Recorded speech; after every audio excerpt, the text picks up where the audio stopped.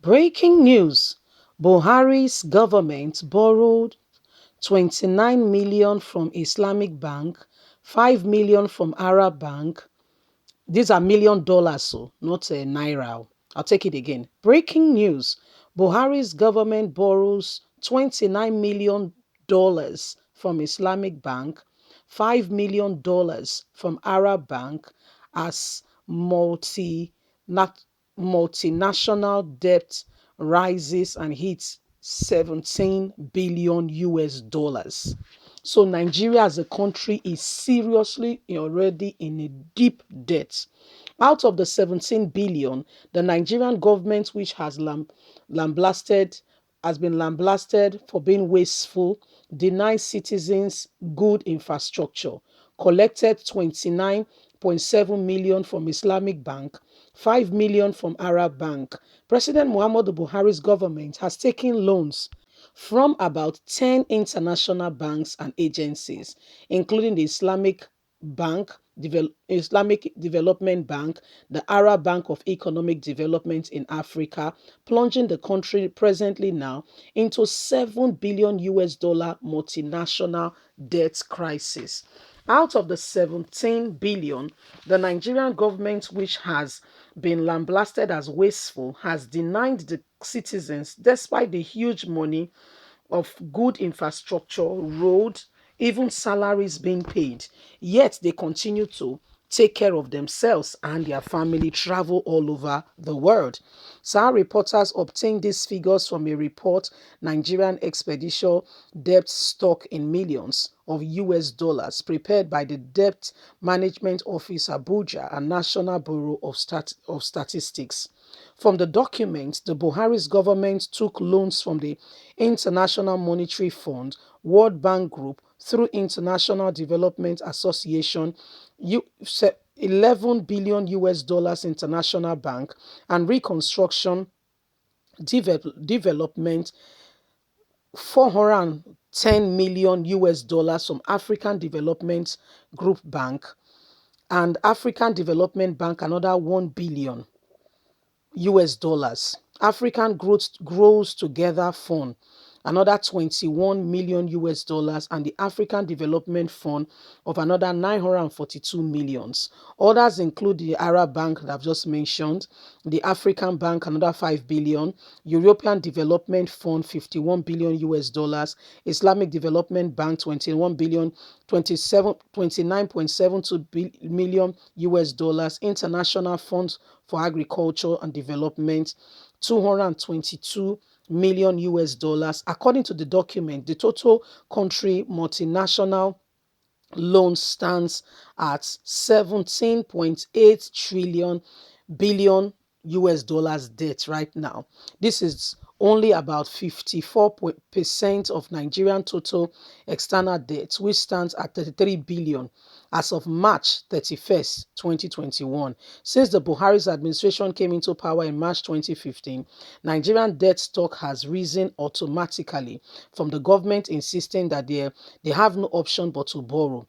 If what it meant as a growing demand for the governance, this will continue and Nigeria will be sold away. In 2015, Nigeria had a total foreign debt of 7.2 billion. Comprises of the present strategy, it has now gone to 33 billion US dollars. The Minister of Works and Housing, Babatunde Fashola, has about a week ago defended the Nigerian government's resort to borrow to expand infrastructure in the country.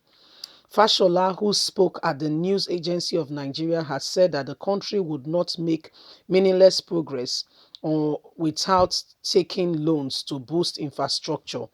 It is in our own interest that the government does some of the borrowing and spend it on investment, because sectors contribute to the gross domestic product (GDP) and contributes to employment. I do not support irresponsible borrowing, so let us be clear. There has to be some sense to this. So long as you are borrowing to invest and you are investing in assets, then we can have these debts from morning till night. And I don't think I will come out unsuccessful. I agree everybody must keep their eyes open. about how money is being borrowed, but it is being used for, whether the debt is what is being used for, that is sustainable, the minister has said. In August 2020, former vice president and presidential candidate of the People Democratic Party in the 2019 general election, Atiku Abubakar, has stated that the Buhari's administration and the All Progressive Congress must apologize to Nigerians, make amends of guilt of plunging the country into the debt crisis we are currently in. We are all aware that Nigerian sovereignty may have been traded for foreign loans, and God forbid our inability to service loans. The lenders the lender country would take ownership of choice infrastructure on the Nigerian soil. No negotiation could be weaker than that. Debt by itself is not a good thing, but debt budgeted for such unproductive venture like the proposed 5 million US dollars debt to upgrade the Nigerian Television Authority and other sundry bus contracts is debt that leads to debt. To trade Nigerian sovereignty for this type of unnecessary hike of increasing the nation's debt is totally unnecessary. So this is what Nigeria is facing and is faced with as a country. These people are lying to Nigerians, carrying out a lot of evil atrocities, deaths here and there, and yet they pretend like all is well. The country is actually bleeding. Listen, my people, if nothing is done to salve this situation, I don't know how long Nigeria will survive with all these things staring her in the face. They continue to lie to us that the money they are borrowing is for the country. But really, truly, and truly speaking, the money is largely for themselves, for their own selfish interests, and it continues to be like that. Nigerians, we have a duty, and that is either if we want to stay as one, then we must speak up. If the country has to disintegrate, then we must say disintegrate now. Because we cannot allow, very soon they will start using human beings as collateral.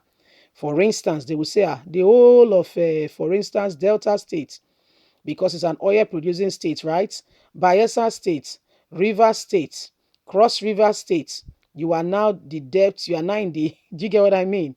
You and your people, do you see what I mean? You see, I'm making a joke, but it's coming to that if nothing is done to change the course of what is currently on ground. You and I must continue to speak and do not allow ourselves to be intimidated.